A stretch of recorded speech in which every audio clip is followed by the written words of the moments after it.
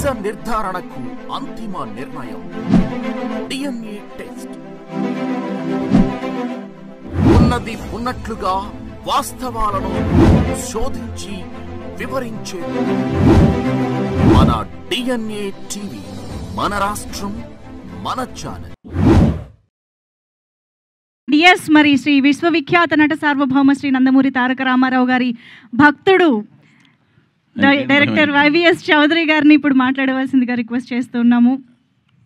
ఈరోజు ఎప్పటికీ నేను నా జీవితంలో ఎప్పటికీ మర్చిపోలేని రోజు అండి. ఎందుకంటే నాకు నందమూరి తారక రామారావు గారి యొక్క ఈ ప్రదేశం అంటే నాకు ఒక పుణ్యక్షేత్రము, ఒక దివ్యమైన స్థలము, ఒక పవిత్రమైన స్థలం కింద, ఒక శక్తినిచ్చే స్థలం కింద నేను ఎప్పుడు భావిస్తూ ఉంటాను.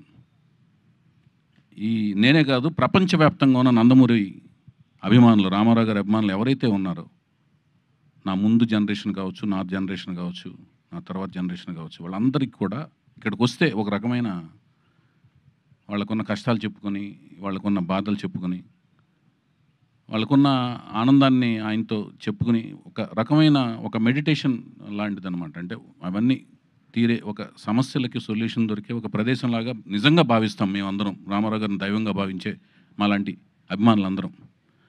అలాంటి ప్రదేశంలో ఒక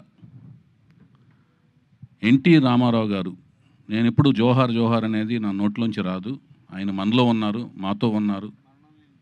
మరణం లేని జననం, రామకృష్ణ గారు చెప్పినట్లుగా, మేమందరం భావిస్తున్నట్లుగా ఆయన ఎప్పుడు మనతో ఉన్నారు. తెలుగు జాతి ఉన్నంత వరకు ప్రతి వ్యక్తిలోనూ ఉంటారు, చరిత్రలో ఉన్నారు. రాయబోయే చరిత్ర ప్రతి చరిత్రలోని ప్రతి పేజీలోనూ ప్రతి పంక్తిలోనూ ఉంటారు ఆయన. సో మేము ఎప్పుడు అలాంటి ఒక ప్రదేశంలో ఆయన 4వ తరానికి చెందిన, మళ్ళీ ఆయన పేరుతో 3 అక్షరాలతో, ఆ పవర్ఫుల్ 3 అక్షరాలతో ఆయన మనవడు తాతయ్య గారి పేరుని ఎంతో ప్రేమ, అనురాగం, ఆప్యాయతలతో పెట్టుకున్న ఆ పేరుని పెట్టుకోవడం అంటే అది ఈజీ కాదు. ఆ పేరును పెట్టుకున్న వ్యక్తి, పెట్టుకోవడం అంటే మళ్ళీ అది ఫైన్ ఆర్ట్స్లోనే రాణించాలి. చాలామంది పెట్టుకుంటారు పేర్లు, మళ్ళీ ఫైన్ ఆర్ట్స్లో రాణించాలి. ఆయన ఏ ఫైన్ ఆర్ట్స్లో అయితే రాణించారో ఆ ఫైన్ ఆర్ట్స్లో రాణించాలి. పుట్టినప్పుడు పెట్టుకుంటాం, పెరిగి పెద్దయిన తర్వాత ఆ ఫైన్ ఆర్ట్స్ ఆయనలో కనపడాలి. అలా కనపడిన ఆ అబ్బాయి నా కళ్ళల్లో పడతాం.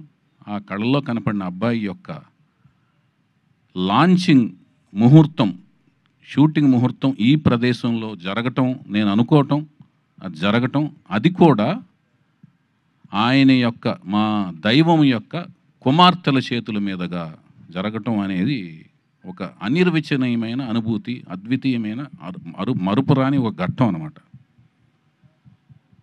ఆయన ఏమైతే ఆలోచించి వాళ్ళ కుమార్తెలకి ఈశ్వరి ఈశ్వరి ఈశ్వరి అని శక్తి స్వరూపాలుగా పేర్లు పెట్టారో, ఆ శక్తి స్వరూపాలు అంటే నిన్న కాక మొన్న నేను వేసిన ఒక పాంప్లెట్, అంటే వీళ్ళు మా స్పెషల్ ఆస్పిషియస్ గెస్ట్స్ అతిథులు అని నేను ఏదైతే ఒక పాంప్లెట్ వేశానో, ఆస్పిషియస్ గెస్ట్స్ అని వేశానో, అక్కడ అది నేను చూసుకుంటే నాకే ఆశ్చర్యం వేసింది ఆ డిజైన్. అంటే ముగ్గురు అతిథులు, 3 కుమార్తెలు. ఆ 3 కుమార్తెలు ముగ్గురు ఒక సైంటిస్టులు అనమాట, మహిళా సైంటిస్టులు ముగ్గురు. ఆ మెమోరియల్ ఎలా అనిపించిందంటే నాకు శ్రీహరికోటలో లాంచింగ్ ప్యాడ్ లాగా అనిపించింది. రాకెట్లను లాంచింగ్ చేసి ఒక లాంచింగ్ ప్యాడ్ లాగా అనిపించింది. ఆ లాంచింగ్ ప్యాడ్లోంచి ఒక రాకెట్ని, ఒక మిసైల్ని, ఒక స్టడ్ని స్టార్స్ కేటగిరీలోకి లాంచ్ అయిపోయే ఇందుకు వచ్చి సైంటిస్టులు ముగ్గురు పూనుకుని, ఒక మహిళా సైంటిస్టులు పూనుకుని లాంచ్ అయిపోతున్నారు అన్నట్టుగా నాకు డిజైన్ చేసిన తర్వాత అనిపించింది, డిజైన్ చేయించుకున్న తర్వాత అనిపించింది. ఆ మిసైల్ మరెవరో కాదు, ఆ స్టడ్ మరెవరో కాదు, ఫ్యూచర్లో ఆ స్టార్స్ కేటగిరీలోకి అద్భుతమైన రేంజ్లోకి వెళ్ళబోయే స్టార్ ఎన్టీఆర్, మా ఎన్టీఆర్ అని అనిపించింది. నాకు అది గర్వకారణంగా అనిపించింది. అది భవిష్యత్తులో జరగబోతుందని నాకు అనిపిస్తుంది, ఇన్స్టిట్యూషన్ అనిపిస్తుంది. ఇదంతా ఎందుకు అనిపిస్తుంది అంటే దానికి విశేషమైన కృషి, విశిష్టమైన కృషి, కావాల్సినంత కసి తనలో ఉన్నట్టుగా నాకు అనిపించింది. దానికి ఇదంతా ఎప్పుడు అనిపిస్తుంది అంటే ప్రాజెక్టుకి కావాల్సిన కృషి పట్టుదలతో కసిగా మేము పనిచేయటం. జయాపజయాలనేది మీరు చూసి రేపొద్దున మాకు ఇచ్చే రిసెప్షన్లోంచి ఆధారపడి ఉంటాయి. సో వాళ్ళ ముగ్గురు రామారావు గారి ముగ్గురు కుమార్తెలు వాళ్ళ మనవడి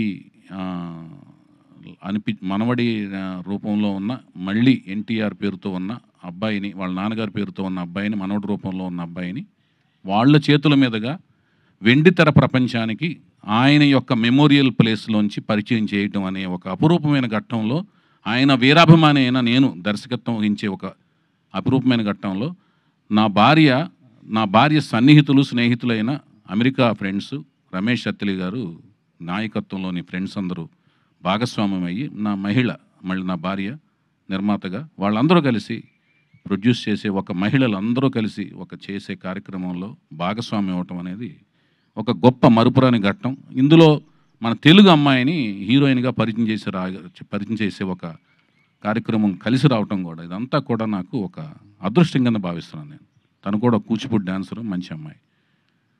సో ఈ కార్యక్రమం మళ్ళీ ఒక మరుపురాని ఘట్టం కింద ఫీల్ అవుతున్నాను. అలాగే ఈ ఘట్టంలో ఎప్పుడు అంటే మాకు హరికృష్ణ గారితో 3 సినిమాలు చేసిన పరిచయంలోనూ, అంతకుముందు అసిస్టెంట్ డైరెక్టర్గా చేసిన పరిచయాల్లో, ఆ కార్యక్రమాల్లో ఎప్పుడు కూడా లక్ష్మి గారిని పూజలు ఆవిడని ఎప్పుడు పూజలు చేస్తూ చూసాం, పూజల గురించి విన్నాం, పూజల గురించి మాట్లాడుతుండగా విన్నాం. పూజలు ఆవిడ వచ్చి పూజ చేస్తుండగా మాకు పూజా కార్యక్రమాలు నిర్వహిస్తుండగా ఈ షూటింగ్ ముహూర్తం అనేది స్టార్ట్ అవడం, పూజా కార్యక్రమాలు నిర్వహిస్తుండగా స్టార్ట్ అవడం అనేది గొప్ప శుభసూచకంగాను, అది అదృష్టం కింద భావించాం. అలాగే మా హరికృష్ణ గారి ఇంకొక రూపం కింద భావించి మేము మా సుహాసిని పాప, ఆవిడికి మా హరికృష్ణ గారు వాళ్ళ అమ్మమ్మ గారి పేరు పెట్టుకున్నారు, వెంకటరామమ్మ అని. మామూలుగా ఇంట్లో సుహాసిని పేరు పిలుచుకోవటం, సుహాసినిగా పేరు మార్చుకున్నారు. సో ఆ వెంకటరామమ్మ తన అమ్మమ్మ గారు, నాయనమ్మ గారి పేరు పెట్టుకున్న ఆవిడ పేరు మీద ఆవిడ నాకు స్క్రిప్ట్ ఇస్తూ ఆయన యొక్క స్లాంగ్లో చౌదరి ఒళ్ళ దగ్గర పెట్టుకుని తీయన్నట్టుగా మాట్లాడుతూ నా స్క్రిప్ట్ అందించడం దర్శకుడిగా, ఆవిడతో పాటు ఆవిడ కజిన్స్, సిబ్లింగ్స్ అందరూ కలిసి ఇవ్వటం అనేది ఒక రకమైన వాతావరణం అంతా నాకు చక్కగా, అంటే మంచిగా ఒక అనిరుచినైన అనుభూతిని కలిగింది నాకు. దాంతోపాటు మా మోహన్ కృష్ణ గారు అంటే వెరీ స్ట్రిక్ట్ ప్రిన్సిపల్డ్ అనమాట. వెరీ స్ట్రిక్ట్ అంటే మనం ఆయన్ని మాయలో మభ్యపెట్టలేం. మనం మభ్యపెడతాం అనుకుని తెలిసేలోపు స్ట్రిక్ట్గా మారిపోతుంటారు. ఆయన్ని అసలు మభ్యపెడతాం కష్టం. అలాంటి ఆయన్ని ఒక షాట్గానే అడిగిస్తే ఆయన దేవుడి దేవుళ్ళు ఒప్పుకోవటం, ముహూర్తం షాట్గా ఆయన డిఓపి కింద మాకు చేసుకోగలగటం. అంటే రామారావు గారిని డిఓపిగా చేసిన ఆయనతో మా ముహూర్తం షాట్ చేసుకుని మళ్ళీ మనవడి యొక్క ముహూర్తం షాట్కు డిఓపిగా ఆయన చేసే ఒక విచిత్రమైన, ఒక అనిర్వచనమైన సంఘటనలో ఆయన లాక్ చేసుకోగలగటం, ఇవన్నీ కూడా అన్ని విచిత్రంగా జరిగినాయి. అలాగే ఎక్కడో ప్రపంచంలో ఒక టూర్లో ఉన్నారు మా రామకృష్ణ గారు. మాకు నందమూరి అభిమానులందరికీ ఒక ఆక్సిజన్ లాంటి ఆయన. ఎందుకంటే ఎప్పుడు వెళ్ళినా కూడా నవ్వుతూ మాడుతుంటారు. ఆయనకి ఏం కష్టాలు ఉన్నాయో, ఏమున్నాయో ఏం తెలియదు, ఎన్ని పనులు ఉన్నాయో బిజీగా. ఏమన్నా ఆక్సిజన్ మీరు మాకు కనపడగానే మాకు కార్బన్ డైఆక్సైడ్ ఎక్కడ ఉందో తెలియదు, కానీ ఆక్సిజన్లా ఫీల్ అవుతాం మిమ్మల్ని. సో మీరు చూడండి ఎంత ఓపికగా ఉన్నారో. అందరి గెస్టులందరినీ పంపించేసి మీరు ఒకటే మాట అన్నారు, నేను ఈ కార్యక్రమానికి నేను హరికృష్ణగానే, నీకు నేను హరికృష్ణలాగా నేను ఉంటా అని కొబ్బరికాయలు కొట్టే వరకు పక్కన నుంచుని ఉన్నారు ఆయన. సో మా హరికృష్ణ గారు. అలాగే ఇందాక మా రామ్ చెప్పినట్లుగా ఈ మొత్తం కార్యక్రమాన్ని పైనుంచి దివి నుంచి మా నందమూరి అంటే లక్ష్మయ్య చౌదరి గారు, వెంకటరామ గారు మాకు తెలిసిన, ఆ తర్వాత జనరేషన్లో అయిన మా రామారావు గారు, పక్కనే త్రివిక్రమరావు గారు, ఆ పక్కనే నుంచుని చూస్తున్న సాయికృష్ణ గారు, మా హరికృష్ణ గారు, ఆ పక్కనే ఉన్న మా జానకిరామ్ గారు, ఆ పక్కనే ఉంచిన మా తారకరత్న గారు, అందరూ ఈ కార్యక్రమాన్ని చూస్తూ పులకించిపోతుంటారు. వైవిఎస్ చౌదరి మన కుటుంబ అభిమాని, సరదాగా మంచిగా కష్టపడి సినిమా తీస్తున్నాడు మనోడితో, నందమూరి తారక రామారావుతో అని. అలాగే ఈ మన సినిమా అనుకున్న కాడి నుంచి అందరి ఆశీస్సులు ఉన్నాయి. అందరు కుటుంబంలోని అందరి ఆశీస్సులు. రకరకాల అందరూ కుటుంబంలోని తను చెప్పినట్టు తన తాతయ్య వరుస అయ్యేవాళ్ళు. అందరూ యంగే కానీ తాతయ్య వరుస అవుతారు. ఎందుకంటే తను 4th జనరేషన్‌లో ఫస్ట్ పెద్ద కిడ్. జానకి రామారావు 3rd జనరేషన్‌లో పెద్ద కిడ్. ఇతను 4th జనరేషన్‌లో పెద్ద కిడ్. సో అందరూ పాపం ఇతను యంగ్ తొందరగా యంగ్. వాళ్ళు తొందరగా ఓల్డ్ లాగా కనపడతారు కానీ అందరూ యంగే. తాతయ్య వరుస అయ్యే వాళ్ళందరూ సపోర్ట్ ఉంది. అందుకనే ఈరోజు చూసుంటారు ఎంతమంది అన్ని జనరేషన్స్ వాళ్ళందరూ వచ్చారు. ఫ్యామిలీ కుటుంబీకులు అందరూ వచ్చారు. అలాగే బాబాయ్ జనరేషన్స్ అందరూ కూడా సపోర్టు ఇచ్చారు. వాళ్ళు ఎలా ఉండాలి, మోరల్స్ ఎలా ఉండాలి, సినిమా ఫీల్డ్లో ఎలా ఉండాలి, వాళ్ళ ఎక్స్పీరియన్స్లు చెప్పి ఇతను ఎలా మెలగాలో చెప్పారు. తాతయ్య వరుస వాళ్ళు వాళ్ళ ఎక్స్పీరియన్స్లు చెప్పి ఎలా మెలగాలో చెప్పారు. వాళ్ళందరూ కూడా బిజీ షెడ్యూల్స్లో ఉన్నారు. ఒక్కో కార్యక్రమంలో వాళ్ళు ఎలాగూ బ్లెస్ చేస్తారు తన కెరీర్లో. అవన్నీ కూడా ఉన్నాయి. తనకి అందరూ అండగా ఉంటారు. తన మంచి భవిష్యత్తు ఉండాలి. అభిమానులు అండదండలు ఉన్నాయి. తను మంచిగా ముందుకు ఎదగాలని నేను మనస్ఫూర్తి కోరుకుంటున్నాను. నందమూరి వంశ వీరాభిమాని కింద, కుటుంబం వీరాభిమాని కింద. సో ఇవన్నీ పక్కన పెడితే సినిమా ఏం తీయబోతున్నాం, ఒక తెలుగు సాహిత్యం, తెలుగు సంప్రదాయం, హైందవ సంప్రదాయం, హైందవ సంస్కృతి మీద కీరవాణి గారి కాంబినేషన్లో, చంద్రబోస్ గారి సాహిత్యంతో, బుర్రా సాయిమాధ గారి యొక్క పదునైన మాటలతో, చక్కటి నేటివిటీ మాటలతో నేను నా సాయశక్తుల ప్రతి సినిమా వచ్చినట్టు చూస్తూ అప్డేట్ అవుతూ మంచి కథ తయారు చేసి కష్టపడి నా సాయశక్తుల కష్టపడి మంచి కథను తయారు చేశాను. ఆ కథ మీకు నచ్చుతుందని ఆశిస్తున్నాను. వీళ్ళందరితో కూడా మంచిగా కోచింగ్ ఇచ్చాను. తర్వాత మీరు చూసి దానికి నాకు రిజల్ట్ ఇస్తే దాన్ని బట్టి మేము ముందుకు వెళ్తాం. మంచిగా కష్టపడతాం. మేము చేయగలిగింది ఏంటంటే కష్టపడి పనిచేయటం. అది మేము సాయశక్తులా కష్టపడుతున్నాం. మేము కష్టపడుతున్నాం, వాళ్ళు కష్టపడుతున్నారు. కష్టపడి పనిచేస్తున్నామని ప్రామిస్ చేయగలుగుతున్నాం. మీరు రండి, మా కష్టాన్ని చూడండి, ఆశీర్వదించమని మనస్ఫూర్తిగా కోరుకుంటున్నాం. అట్లాగే షెడ్యూల్స్ దీని తదనంతరం మేము నెక్స్ట్ ప్రకటనలో continuous of schedules, songs recordings అన్ని వివరాలన్నీ కూడా నెక్స్ట్ మా పిఆర్ఓలు, మా వంశశేఖర్ల ద్వారా మీకు తదుపరి వివరాలను తెలియజేస్తాం. మరొక ముఖ్యమైన విషయం ఏంటంటే ఇంకా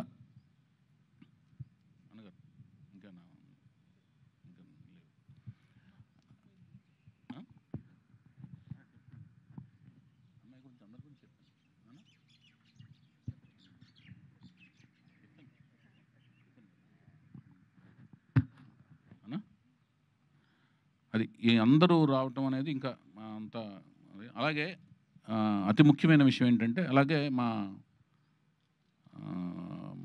పూజా కార్యక్రమంలో ముఖ్యమైన అంశం ఏంటంటే వసుంధర గారు నాకు ద్వారా వసుంధర గారు ద్వారా నా వైఫ్కి తను ఫస్ట్ టైం ప్రొడ్యూసర్ అయింది కాబట్టి తాంబూలంలో తను కలిసి రావాలని చెప్పి తను తాంబూలం చక్కగా స్వయంగా ఇచ్చి వసుంధర గారు తనకి మంచి లక్ష్మీ సౌభాగ్యవతిగా డబ్బులు మంచి లాభాలు రావాలి ప్రాజెక్టు ఫస్ట్ టైము కీర్తి ప్రతిష్టలు ఆల్రెడీ వస్తూ దాని కీర్తి ప్రతిష్టలు వస్తే డబ్బులు కూడా వస్తాయని చెప్పి ఆవిడ దీవించి ఇవ్వటం అనేది తనకి మంచిగా రావాలని తను దీవించి ఇచ్చారు. అది కూడా మాకు మంచి చేస్తుందని మేము వసుంధర గారి ద్వారా వచ్చిన అది కూడా మంచి ఆశీస్సులుగా మేము భావిస్తున్నాము. అలాగే ప్రతి ఒక్కరూ అంటే కుటుంబంలోని ప్రతి ఒక్కరూ ఇలా పర్సనల్గా టైం తీసుకుని పురంధేశ్వరి గారు కానీ భువనేశ్వరి గారు కానీ అందరూ ప్రతి ఒక్కరూ పేరున ప్రతి ఒక్కరూ అందరూ రావడం అనేది మాకు చాలా అలాగే ఇప్పుడు ఇండస్ట్రీలో అందరూ ప్రతి 24 క్రాఫ్ట్స్ వాళ్ళందరూ వచ్చి మమ్మల్ని బ్లెస్ చేయడం కూడా చాలా ఆనందంగా ఫీల్ అవుతున్నాం. అన్నిటికంటే ముఖ్యంగా పాత్రికేయ మిత్రులందరూ కూడా నాకు సోదరుల కింద లెక్క. ఎందుకంటే అందరూ నాకు బాగా ఫ్రెండ్స్. వాళ్ళందరూ కూడా మా ప్రాజెక్ట్ స్టార్ట్ చేసిన కాడి నుంచి మాతో వెన్నంటే ఉన్నారు.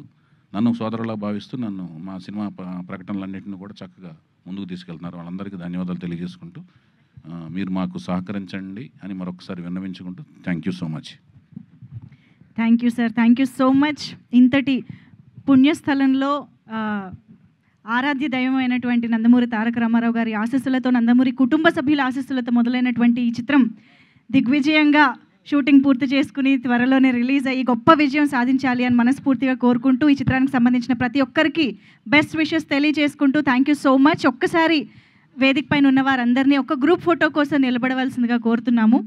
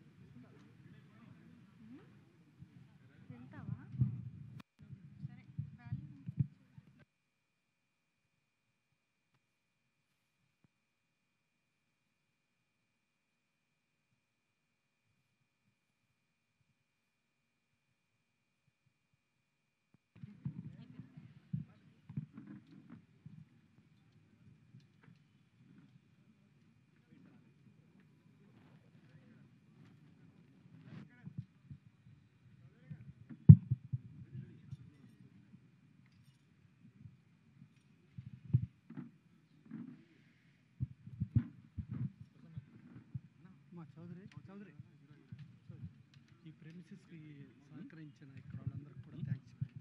ప్రెమిసెస్కి సహకరించిన అదే ఈ భయ రోల్ చేయండి ఒకసారి ఎవరి దగ్గర ఓకే. ముందు ముఖ్యంగా హుడా అథారిటీస్ వారికి అడిగిన వెంటనే ఈ ప్రెమిసెస్ పర్మిషన్ ఇచ్చి మమ్మల్ని ఎంతగానో అడిగిన వెంటనే పర్మిషన్ ఇచ్చిన హుడా అథారిటీస్ అందరికీ వారికి మొత్తానికి, అలాగే మన పోలీస్ శాఖ వారికి, సెంట్రల్ జోన్ పోలీసు శాఖ వారికి అందరికీ పేరు పేరున ప్రత్యేకంగా ధన్యవాదాలు తెలియజేసుకుంటున్నాను. వారు సహకారం ఎప్పటికీ మర్చిపోలేండి. చాలా హాయిగా హ్యాపీగా మమ్మల్ని చాలా చక్కగా సహకరించి మాకు సహకారం అందించారు. వారందరికీ ధన్యవాదాలు తెలియజేసుకుంటున్నాను. Thank you so much.